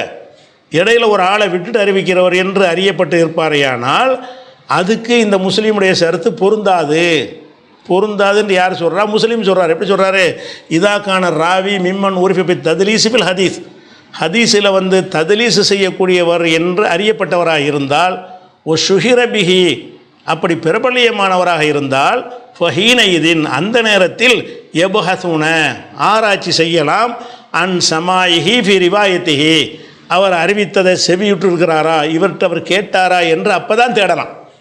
இருட்டடிப்பு செய்யாத ஆளுக்கு வந்து எனக்கு அவர் சொன்னார்னு சொல்லுவார்களே, ஆனால் கேட்டு தான் சொல்லியிருப்பார்னு வச்சுக்கிற வேண்டியதான் அப்படின்றாரு முஸ்லீம் இமாம். அப்போ முஸ்லீம் இமாமுடைய ஷரத்து பிரகாரம் அன்போட்டவுன்னு அவங்களுக்குள்ள தொடர்பு இருக்குன்னு அர்த்தம் கிடையாது. அந்த அன்போட்டு வரக்கூடிய ஆள் வந்து தத்லீஸுடைய ஒரு ஆளா என்று பார்க்கணும். ரெண்டாவது அவர் சரியான ஆளான்னு பார்க்கணும், குறைபாடு இல்லாத ஒரு ஆளா என்று பார்க்கணும். அந்த மாதிரி பார்த்தீங்கன்னு சொன்னால் முஸ்லீமுடைய கருத்து பிரகாரமும் இது பலவீனம் தான். முஸ்லீமுடைய விதியை அறகுறையாக தப்பாக விளங்கி கொண்டு ஹதீஸ்களை விதியை படிக்காமல் தத்லீஸுக்கு உள்ள தத்லீஸாக இருந்தால் மட்டும்தான் அந்த அனாங்கிற பஞ்சாயத்தை இருக்கும். அப்படி இல்லாத தத்லீஸ் செய்யாத அறிவிப்பாளர்கள் அன்போட்டார்கள் என்று சொன்னால் அதை தள்ளக்கூடாது. அது புகாரி எக்கச்சக்கமான ஹதீஸுகளை அப்படி அறிவித்திருக்கிறாரு, முஸ்லீம் எக்கச்சக்கமான ஹதீஸுகளை அறிவித்திருக்கிறார். அப்படிங்கிறத விளங்காமல் என்ன செய்கிறாருன்னு கேட்டால், இது பாருங்கள், ஹஜ்ஜாஜ் இப்னு அர்த்தாத், யஹ்யா இப்னு கஸீர் வந்துருச்சா, இது புகாரிக்கு தான் சரி வராது, முஸ்லீமுக்கு இது ஓகே. யஹ்யா இப்னு கஸீர் உருவா இப்படி வந்தால் புகாரி ஒத்துக்கிற மாட்டார். ஆனால் அவங்க கேட்டது இல்லைங்கிற ஆதாரம் அவர்கிட்ட இருக்கிறதுனால, ஆனால் முஸ்லீம் ஓகே அப்படின்னு அந்த முஸ்லீமுடைய கருத்து பிரகாரம் இது சரியான ஹதீஸ் தான் என்று அவர் வாதிடுகிறார். அப்போ முஸ்லீமுடைய கருத்து அப்படி கிடையாது. முஸ்லீமுடைய கருத்து பிரகாரமும் அவர்கள் தத்லீஸு செய்யாதவர்களாக இருந்தால் மட்டும்தான் அவரிடத்தில் அது சஹீஹாக இருக்கும். இப்போ இந்த அறிவிப்பாளர்களுடைய நிலைமையை ஒன்று பார்ப்போம். எப்படி பார்ப்போம் அப்படின்னு கேட்டிங்கன்னா, இப்போ இவர் சொல்கிறார்ல ஹதீஸு, முதலாவது ஹதீஸ் என்னென்னு கேட்டால், முஸ்லீம் எந்த ஒரு இடத்துலையும் இந்த ஹதீஸு சரியானது என்று சொல்லலை, புகாரி பலவீனமானதுன்னு சொல்லியிருக்கிறார், ஆதாரம் இருக்குது, திருமதி போட்டார், இது பலவீனமானது இன்னென்ன காரணத்தினால்ட்டார். நீ முஸ்லீம் இடத்துல இது சரியான சொல்வாயானால் முஸ்லீம் இமாம் இந்த ஹதீஸை மென்ஷன் பண்ணி எப்போ சொன்னார், அப்போ தானே சொல்லுவோம். இந்த ஹதீஸ் முஸ்லீம் இடத்துல சரியானது என்று சொன்னால், எந்த ஒரு இடத்துலையாவது முஸ்லீம் இமாம் இந்த ஹதீஸை குறிப்பிட்டு அல்லது பதிவு செஞ்சு விட்டு எந்த ஒரு குறிப்பும் கொடுக்காமல் நவண்டு போயிருக்கிறாரா? பதிவும் செய்யவில்லை இந்த ஹதீஸை, இதுக்கு நற்சான்றும் வழங்கவில்லை. அப்போ முஸ்லீம்கிட்ட சரி என்பதற்கு இவர் இந்த தத்லீஸை வழங்காமல் அறகுறையான ஊகத்தின் அடிப்படையில் முஸ்லீம் மேலே பழி சுமத்துறார். ஒன்று. ரெண்டாவது, இந்த 3 அறிவிப்பாளர் பஞ்சாயத்து, ஹஜ்ஜாஜ், யஹ்யா, உர்வா, இந்த போட்டு வருது. இந்த ஹஜ்ஜாஜ் என்ற அறிவிப்பாளர் இருக்கார்ல, அவர் முஸ்லீம் அவரை சரியான ஒரு ஆளாக கருதலை, பலவீனமானவராக கருதுகிறார். அதனால தான் ஹஜ்ஜாஜ் பின் அர்த்தாத் அறிவிக்கிற ஒரு ஹதீஸ் கூட முஸ்லீமில் இல்லை. நீங்கள் இந்த 3 அறிவிப்பாளர் வச்சு தான் சஹீஹ்னு பார்க்குறீங்க. இவர்கள் சரியானவர்களாக முஸ்லீம் இடத்துல இருந்தபோது ஆள் சரியாக இருக்கணுமே. இந்த அண்ணனாங்கிறது ரெண்டாவது பிரச்சனை. அவர் மேட்டில் அவர் ஆள் கரெக்டான ஆளாங்கிறது ஃபஸ்ட்டு முடிவு பண்ணணும். இப்போ ஹஜ்ஜாஜ் இப்னு அர்த்தாத் என்பவர் சரியானவராக முஸ்லீம் கருதி இருந்தால் அவர் அறிவிக்கிற எக்கச்சக்கமான ஹதீஸுகள் சுனன்களில் நிறைய வந்திருக்கிறது. ஹஜ்ஜாஜ் அறிவிக்கிற ஹதீஸ், அப்படியான ஒருத்தருடைய அந்த ஹதீஸில் ஒரு ஹதீஸை கூட இவர் முஸ்லீமில் இப்போ இடம் பெற செய்யலை. அப்போ முஸ்லீமுடைய பார்வையில் இந்த ஹஜ்ஜாஜ் இப்னு அர்த்தாத் நல்ல ஆள் கிடையாது, அவர் இதில் வந்திருக்கார்ல, அதனாலேயும் அது பலவீனம் ஆயிரும். அடுத்ததாக என்ன பிரச்சனைன்னு கேட்டால், அப்போ யஹ்யா பின் அபி கஸீர் அப்படிங்கிற அறிவிப்பாளர் இருக்கார்ல, இவர் அறிவிக்கிற ஹதீஸு முஸ்லீமில் வருகிறது. முஸ்லீம் இடத்துல அவர் நம்பகமானவர். யஹ்யா பின் அபி கஸீர் புகாரி இடத்தில் நம்பகமானவர் தான். கேட்கலைங்கிறது தான் அவருடைய பஞ்சாயத்து. புகாரி ஆள்மலை குறை சொல்லலை, அவர் இவர்கிட்ட கேட்கலைங்கிறது தான் சொல்கிறார். அதில் யஹ்யா பின் அபி கஸீருங்கிறது ஒரு நல்ல ஒரு ஆள், அவர் உருவாங்கிறவர் நல்ல ஒரு ஆள். இந்த திருமதி ஹதீஸில் அப்படித்தானே வருது. ஹஜ்ஜாஜ் யஹ்யாட்ட அறிவிக்கிறாரு, யஹ்யா உருவாவிடமிருந்து அறிவிக்கிறார், அப்படி தானே வருது. அப்போ யஹ்யா, உருவா இந்த 2 பேரும் அறிவிக்கிற மாதிரி ஹதீஸு, இந்த ஹதீஸ் இல்லாட்டாலும் எந்த ஹதீஸாவது முஸ்லீமில் இருக்குதா? இவங்க 2 பேர் வழியாக வர்ற ஹதீஸ் 2 பேரும் சரியான ஆட்களாக இருந்தால், அப்போ யஹ்யா என்ன செஞ்சிருப்பார், நிறைய ஹதீஸ் அறிவிச்சிருப்பார்ல உருவா வழியாக.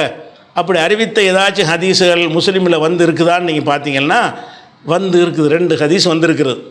யஹ்யா என்பவர் உருவா என்பவர் வழியாக அறிவிக்கிற ஹதீஸு 2 வந்திருக்குது. எப்படி வந்திருக்கு தெரியுமா? அது எப்படி வந்திருக்குன்னு அந்த 2 ஹதீஸையும் பாருங்கள்.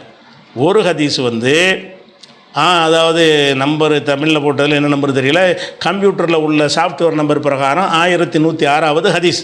அதில் என்ன வருதுன்னா நல்லா கவனிங்க, இது முஸ்லீமில் வருது. இதில் யஹ்யா பின் அபி கஸீர் வர்றாரா, ஹைலைட் பண்ணியிருக்கான்ல, யஹ்யா வர்றாரு. உர்வா பின் சுபைர் வர்றாரா. அப்போ யஹ்யா உருவாட்டிருந்து அறிவிக்கிற மாதிரி இந்த ஹதீஸ் வருது. ஆனால் எப்படி வருது தெரியுமா? யஹ்யா உருவாட்ட கேட்கலையாம். யஹ்யா அபி சலமா, யஹ்யா அபு சலமாட்ட கேட்குறாரு. அபு சலமா சொல்கிறாரு, Umar ibn Abdul Azeez அக்பரஹு, Umar ibn Abdul Azeez அவருக்கு சொன்னாராம். அவர் சொல்கிறாரு உருவத்து பின் சுபைர் உருவா சொன்னார்கள்னு ஒரு ஹதீஸ். என்ன ஹதீஸ்ன்னு சொன்னால், நபிகள் நாயகம் ஸல்லல்லாஹு அலைஹி வஸல்லம் அவர்கள் அந்த ஹதீஸ் என்னங்கிறது சொல்லி போகிறோம். என்ன இருக்குன்னு கேட்டால், நோன்பு வைத்திருக்கும் பொழுது மனைவியரை முத்தமிடுவார்கள் அப்படின்ற ஒரு ஹதீஸு முஸ்லீமில் வருது. இது அறிவிக்கிறவர் யாருன்னு கேட்டால் உருவா அறிவிக்கிறாரு. உருவாட்டிருந்து யஹ்யா அறிவிக்கிறார்கள். அதான் அந்த அந்த அந்த தொடர் தான் நமக்கு சர்ச்சைக்கு உரியதாக இருக்கிறது. உருவா வந்து ஒரே காலத்தில் வாழ்ந்திருக்கார், கேட்டிருக்க வாய்ப்பு இருக்குன்னு சொல்கிறீங்கல்ல, அப்படி முஸ்லீம் கருதவே இல்லை. ஏன்னு கேட்டால் இந்த உருவா சொன்னதை வந்து உமரும்னு அப்துல் அசீஸ் தான் கேட்குறார். உமரும்னு அப்துல் அசீஸ் வந்து அபூ சலமாவுக்கு சொல்கிறார். அபூ சலமா வந்து யஹ்யா பின் அபீ கத்தீர் சொல்கிறார். அப்போ யஹ்யாவுக்கும் உருவாவுக்கும் மத்தியில் சம்மந்தமே இல்லை, 2 பேர் இடையில் வர்றாங்க. உருவாவிடத்தில் அவர் கேட்ட மாதிரி அந்த 2 பேர் இடம்பெற்ற ஹதீஸ் மொத்தம் 2 தான் வருது முஸ்லீமில். யஹ்யா உருவான்னு 2 பேரும் இணைந்து வரக்கூடிய ஹதீஸ் மொத்தத்தில் 2 இருக்கிறது. அந்த 2ல் ஒரு ஹதீஸ் எப்படி வருதுன்னு கேட்டால் யஹ்யா, அபூ சலமா, உமருன் அப்துல் அசீஸ், உருவாண்டு 4வது இடத்துல உருவா வர்றார். நடுவில் 2 பேர் வழியாகத்தான் அந்த செய்தவர் கிடைத்திருக்குது. நேரடியாக இவர் வந்து சந்தித்தவர் இல்லை என்பதற்கு முஸ்லீமே சான்று பகர்கிறார். அதே மாதிரி முஸ்லீமில் வரக்கூடிய இன்னொரு ஹதீஸ் என்னன்னு கேட்டால் அது வந்து அல்லாவை தவிர ரோசக்காரன் யாரும் இல்லை என்று சொல்லக்கூடிய ஒரு ஹதீஸு. இது முஸ்லீமில் வருது. இதுவும் உருவா தான் அறிவிக்கிறாரு. அஸ்மா வழியாக உருவா அறிவிக்கிறாரு. உருவாவிடமிருந்து யஹ்யா அறிவிக்கிறாருன்னா எப்படி அறிவிக்கிறாரு? அன் யஹ்யா பின் அபீ கஸீர் அன் அபீ சலமா அன் உருவா. நடுவில் ஒரு அபூ சலமா வந்துடுறார். அவள் உருவாட்ட இருந்து வந்து யஹ்யா வந்து அறிவிக்கவே இல்லை, உருவாட்டிருந்து அபூ சலமா அறிவிக்கிறாரு. அபூ சலமாவிடமிருந்து யஹ்யா அறிவிக்கிறார் என்று தான் என்ன செய்கிறது இதில் வந்திருக்கிறது. 2 ஹதீஸ் வந்திருக்குதா? அப்போ முஸ்லீமுடைய பார்வை பிரகாரம் அவங்களுக்கு மத்தியில் வந்து அறிவிக்கலை என்பதை உறுதிப்படுத்துகிற மாதிரி 2 ஹதீஸை பயன்படுத்தியிருக்கிறார். அதனால் அந்த இதை வச்சு முஸ்லீமுடையத்தில் இது சரியானது அப்படின்னு நீங்கள் சொல்ல முடியாது. முதலாவது ஹஜ்ஜாஜ் இப்னு அர்தாத்துங்கிறால் பலவீனமானாலும் அவர் அறிவிக்கிற ஒரு ஹதீஸ் முஸ்லீமில் இல்லை. அப்போ முஸ்லீம் யாரை பலவீனமான கருத்து ஒதுக்கி விட்டாரோ அவர் இடம்பெற்றிருக்கிற ஒரு ஹதீஸை வந்து முஸ்லீமிடத்தில் சரின்னு சொல்ல வர்றார். அடுத்து என்ன செய்கிறாருன்னு கேட்டால், நான் ஒரு கேள்வி கேட்டேன். அப்போ திருமதி என்ன செஞ்சுருக்காரு? ஹதீஸை போட்டார். போட்டுட்டு புகாரி இதை லைஃப்னு சொன்னார்னு குறிப்பையும் கொடுத்துப்படுறாரு. கொடுத்துப்புட்டு புகாரி சொன்ன காரணத்தையும் சொல்லிடுறாரு. சொன்னால் அதுக்கு என்ன அர்த்தம்? இது பலவீனம், இதை ஏற்று செயல்படாதீங்கன்னு அர்த்தம். அதுக்கு தான் திருமதி போட்டிருக்கிறாரு. நான் சொல்லியிருக்கிறேன். ஒரு ஹதீஸை போட்டுட்டு இந்த ஹதீஸை வந்து யார் சொன்ன, எவனோ ஒருத்தன் சொன்னான்னு புகாரி சொல்லலை, திருமதி சொல்லலை. மிக மதிக்கப்படக்கூடிய ஹதீஸ்களை அறிஞர் தன்னுடைய உஸ்தாது பேரை சொல்லி புகாரி இதை பலவீனம் என்று சொல்லிவிட்டார் என்று போட்டாரையானால் அது பலவீனமானது என்கிற செய்தியை உங்களுக்கும் எனக்கும் சொல்வதற்கு தான் போடுகிறார். இதில் எந்த சந்தேகமும் இல்லை. ஆனால் இவர் என்ன செய்கிறார் தெரியுமா? திருமதியுடைய கருத்து பிரகாரம் இது பலவீனம் கிடையாது, புகாரி பலவீனம்னு சொன்னாருங்கிற ஒரு செய்தியை நாணயமாக பதிவு பண்ணி விட்டார். ஆனால் அது முஸ்லீம்கிட்ட சரியானதாக இருக்கலாம்ல. அது பலவீனம்னு திருமதி கருதி இருந்தால் அதையே இந்த நூலில் இடம்பெற செஞ்சார். பயங்கரமான கேள்வி கேட்குறார்.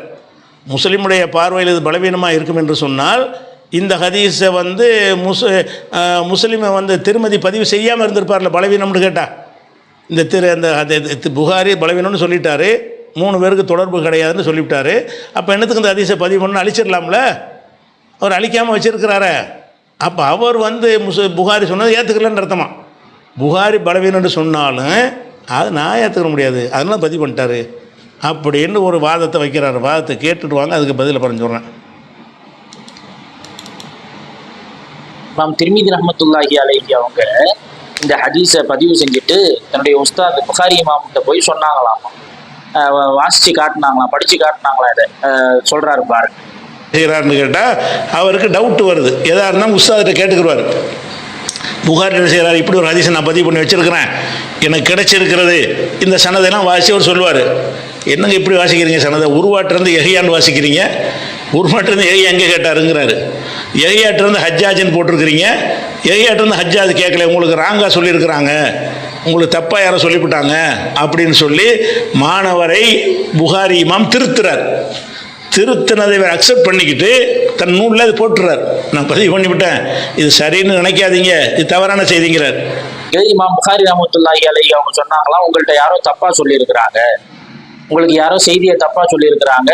உருவாவிடமிருந்து யஹ்யா இப்னு அபீ கஸீர் ரஹ்மத்துல்லாஹி அலைஹி அவங்க கேட்கவே இல்லை, நேரடியாக கேட்டதே கிடையாது, அவங்கள சந்திச்சதே கிடையாது, யாரோ தப்பா சொல்லியிருக்கிறாங்க அப்படின்னு சொன்ன உடனே இமாம் திர்மிதி ரஹ்மத்துல்லாஹி அலைஹி அவங்க என்ன செஞ்சாங்களாம், ஹதீஸுக்கு கீழே குறிப்பிடுறாங்களாமா. உஸ்தாது வந்து திருத்தி கொடுத்த உடனே அதை இவங்க ஏத்துக்கிட்டு இவங்க குறிப்பிடுறாங்க, என்னண்டு நான் வந்து தவறுதெல்லாம் பதிவு செஞ்சுட்டேன், என்னுடைய உஸ்தாது அவங்க திருத்தி கொடுத்தாங்க, அதனால இந்த ஹதீஸை யாரும் நம்பிடாதீங்க, இந்த ஹதீஸை யாரும் எடுத்து சொல்லிடாதீங்க அப்படின்னு திருமிதி இமாமும் தன்னுடைய கிதாபுல பதிவு செய்யறாங்களாம். அவருடைய உஸ்தாது புகாரி சொன்னதை எடுத்து போட்டு இந்த ஹதீஸை நம்பாதீங்கன்னு சொல்லி தந்திருக்கிறார். இவர் என்ன செய்யறார்? திருமதி பலவீனமானவரா? அப்ப என்ன மாதிரி நீங்க, இது எவ்வளவு பெரிய அபாண்டம் இது! யாராவது ஒரு சின்ன அறிவு இருக்கக்கூடியவன் இந்த மாதிரி பேசுவானா? ஒரு ஹதீஸு தப்பான ஹதீஸ்னு உஸ்தாது சொல்லிட்டாங்க அப்படின்னு சொன்னா நியாயமா அவங்க என்ன செஞ்சிருக்கணும்? அந்த ஹதீஸை அதுல பதிவு செய்யாம எடுத்திருக்கணும். அப்ப என்ன டைப்பிங்லயா பதிவு பண்ணாங்க? டைப் பண்ணியா வச்சாங்க? இல்ல ஃபர்ஸ்ட் எடிஷன்ல போட்டு விட்டுட்டு 2வது எடிஷன்ல இது தவறு, நான் தெரியாம பதிவு செஞ்சிட்டேன் அப்படின்னு சொல்லிட்டு 2nd எடிஷன்ல இந்த குறிப்பை பதிவு செஞ்சாங்களா? ஆரம்பத்துல இருந்தே அப்படித்தானே இருக்குது. ஒரு ஹதீஸ் லைஃப்னு தெரிஞ்சதுக்கு பிறகும் அந்த ஹதீஸை பதிவு செய்யறாங்க அப்படின்னு சொன்னா இதை நம்பிராதீங்க அப்படின்னு பதிவு செய்வாங்க. இது எங்கேயாவது அறிவுக்கு பொருத்தமா இருக்குதா? ஒரு சின்ன அறிவுடனாவது இந்த மாதிரி பேசுவானா? ஹதீஸை நம்பிராதீங்கன்னு பதிவு செய்யறாங்களாமா. இமாம எந்த அளவுக்கு, இமாம் புகாரி இமாம, திருமிதி இமாம எந்த அளவுக்கு தரக்குறைவா அவர் நினைச்சு வச்சிருக்கிறாருன்னு பாருங்க. தன்னுடைய தரத்தை போலவே எல்லாரையும் நினைச்சு வச்சிருக்கிறாரு. அதுல புகாரி திருமதிக்கு நடந்த உரையாடல் நான் வளர்க்குறேன்ல, நேரடியாக உட்காந்து பார்த்த மாதிரி சொல்கிறாரு என்றெல்லாம் சில வாதத்தை வைக்கிறார். சிரிப்பாக தான் வருகிறது. புகாரி இந்த ஹதீஸை புகாரிட்ட சொல்கிறாருன்னா என்ன அர்த்தம்? இந்த மாதிரி அர்ஜாஜிபின் அர்த்தாத்து யஹ்யா கதீர் உருவான்னு சொல்லித்தானே அந்த ஹதீஸை பதிவு பண்ணுறாரு. அப்படி பண்ணும்போது தான் அவங்க 2 பேரும் கேட்டது இல்லைங்கிறாரு புகாரி இமாம். சாதாரண ஒரு மூளை உள்ளவனுக்கு விளங்குற ஒரு விஷயத்தை விளங்கி நம்ம சொல்கிறோம். அந்த வார்த்தைக்கு அதுதான் அர்த்தம். பக்கத்தில் இருந்து பார்த்த மாதிரி புகாரி கேட்டாராம், அவர் சொன்னாரான்னு இப்போ சொல்கிறார். அப்போ இனிமேல் பக்கத்தில் இருந்து பார்த்தான்னு சொல்லணும். பக்கத்தில் இருந்து தான் திருமதி இமாம் அழிக்காமல் இதை வச்சுட்டாருன்னு கண்டுபிடிச்சில்ல நீங்கள். பக்கத்தில் தான் இருக்கணுமா? அது புத்தகத்தில் என்ன இருக்குது அதில் சிந்திச்சு வழங்க முடியாதா? சரி, அதை விட்டுருவோம். இப்போ லைஃபை ஏன் பதிவு செஞ்சார் அப்படின்னு கேட்டிங்கன்னா, அந்த லைஃபை பதிவு செய்யக்கூடாது என்கிற கொள்கை சில பேருக்கு இருந்தது. புகாரி முஸ்லீம் போன்றவர்கள் தங்களுக்கு லைஃப் ஒன்று தெரிந்ததை பதிவு செய்ய மாட்டார்கள். ஆனால் அது நிஜமாக லைஃபானது இருக்கலாம். இப்போ வேறு அறிஞர்களுடைய கருத்து பிரகாரம் இருக்கலாம், 1-2 இருக்கலாம். ஆனால் அவர்களுக்கு எது பலவீனம்னு தெரிகிறதோ அப்படி ஒரு ஹதீஸை புகாரிலையும் அவர் போட்டது கிடையாது, முஸ்லீம் போட்டது கிடையாது. அதெல்லாம் இந்த 2க்கும் பேர் சஹீஹைன், 2 சஹீஹான நூல்கள் என்று சொல்வார்கள்.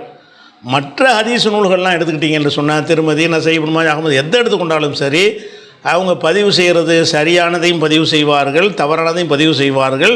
தவறானது என்ற ஒரு பட்டுச்சுன்னா நோட்ஸு கொடுப்பார்கள், தவறானதை கூட சரியானது என்ற நோட்ஸில் எழுதுவார்கள். அவங்க பலவீனமாக இருந்தால் தூக்கணும் என்கிற கொள்கை உள்ளவர்கள் கிடையாது. இதை விளங்காமல் அப்பையும் அவர் பதிவு செஞ்சார், சரியாக இருக்க போய் தானே பதிவு செஞ்சாருங்கிறார். அப்போ அடிப்படை ஒரு அறிவு திருமதியை முழுசாக படித்து பார்த்தாலே இப்படி சொல்லலாமா? திருமதி அப்படி அந்த ஸ்டைலில் தான் புக் எழுதியிருக்கிறாரா? ஒரு உதாரணத்துக்கு சொல்கிறேன் பாருங்களேன். 53வது ஹதீஸ் திருமதியில். 53வது ஹதீஸில் என்ன வருதுன்னு கேட்டால், நபிகள் நாயகம் ஸல்லல்லாஹு அலைஹி வஸல்லம் அவர்கள்ட்ட ஒரு கைக்குட்டை இருந்தது. ஒழு செஞ்சவனு அதை கொண்டு முகத்தை தொடப்பாங்க அப்படின்னு ஆயிஷா நாயகி சொன்னதாக ஒரு ஹதீஸ் திருமதியில் வருகிறது. அதை அவர் பதிவு பண்ணிட்டார். திருமதி பண்ணிட்டு என்ன செய்கிறாருன்னா, ஹதீஸு ஆயிஷத்த லைஸபில் காயும், ஆயிஷா அறிவிக்கிற இந்த ஹதீஸு ஏற்புடையது இல்லை, சரியான ஹதீஸ் இல்லை. இது மாத்திரமில்லை, வலா யஸிஹு அனின் நபி ஸல்லல்லாஹு அலைஹி வஸல்லம் பி ஹாதல் பாபி ஷைஉன், இந்த கருத்துப்படி ரசூலுல்லாஹ்வுடைய வேறு எந்த ஹதீஸும் கிடையாது, சரியான ஹதீஸு கிடையாது. இந்த ஹதீஸும் சரியில்லை, இந்த கருத்தை சொல்லக்கூடிய எந்த ஹதீஸும் சரியானது கிடையாதுன்னு சொல்கிறார். அப்போ இது திருமதியுடைய கருத்து பிரகாரம் அவரே புகாரி பலவீனமாக்குனார்ன்ற தகவல் இங்கே சொல்லலை, அவரே பலவீனங்கிறார். திருமதி என்ன செய்கிறாரு, இது சரியில்லாத ஒரு ஹதீஸு, இது மாத்திரமில்லை, இந்த கருத்தில் வேறு வேறு கிதாபுல நீங்கள் பார்த்தாலும் அது சரி கிடையாது அப்படின்னு இதை சொல்லிட்டார். இவருடைய வாதப்படி ஏன் அது நீக்கலவரே பலவீனன்னு அவரே சொல்லிட்டார்ல, பலவீனமாக இருந்தால் ஏன் இடம்பெற செய்வார்? அவர் இடம்பெற செய்வார செஞ்சுருக்கிறார். 2 உதாரணம் காட்டியிருக்கிறேன். ஒரு 100 ஹதீஸுக்குள்ளே எடுக்கும்போது இந்த 2 ஹதீஸ் உங்களுக்கு காட்டுறேன். மொத்தத்தில் எடுத்தேன்னு சொன்னால் ஒரு 250 ஹதீஸை நான் காட்ட முடியும். இந்த மாதிரி பலவீனம் என்றவர் சொல்லி அதை நீக்காமல் பதிவு செய்து வைத்திருப்பதற்கு ஆதாரம் காட்ட முடியும். இது 53வது ஹதீஸ் ஆச்சா. 54வது ஹதீஸ் பாருங்கள். அடுத்த ஹதீஸ் அடுத்தடுத்து தான் வருகிறது. அதில் இதே கருத்து தான். ரசூல் ஸல்லல்லாஹு அலைஹி வஸல்லம் ஒழு செஞ்சார்களே ஆனால் தங்களுடைய ஆடையின் ஒரு ஓரப்பகுதியை எடுத்து முகத்தை துடைத்து கொள்வார்கள் அப்படின்னு ஒரு ஹதீஸ் இருக்கிறது. இதையும் திருமதி பதிவு பண்ணிவிடுறார். பதிவு பண்ணிட்டு சொல்கிறாரு, ஒ இஸ்னாதுஹு லைஃபுன், இதனுடைய அறிவிப்பாளர் தொடர் வந்து பலவீனமானது. ஒரு காரணத்தையும் சொல்கிறார். ஒரு ரிஷ்தீன் இப்னு ஸஅத் என்பவரும் அப்துர் ரஹ்மான் இப்னு ஜியாத் அன்னம் அல் அஃப்ரீகி என்பவரும் யுலஃபானி ஃபில் ஹதீஸ், ஹதீஸில் பலவீனமானவர்கள். அந்த 2 பேர் தான் இதில் வர்றாங்க.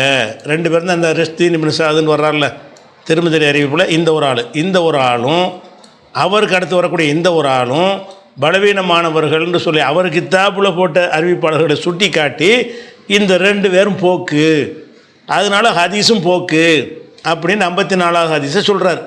அப்போ திருமதி வந்து பலவீனமானதுன்ற அவரை ஒத்துக்கொண்ட ஒரு விஷயத்தை ஏன் வந்து நீக்கல் அவர் எப்படி இடம்பெற செய்வார்னு கேட்குறீங்களே. அவங்களுக்கு அந்த ஹதீஸ்களை நூல்களை பற்றி புரிதலே கிடையாது.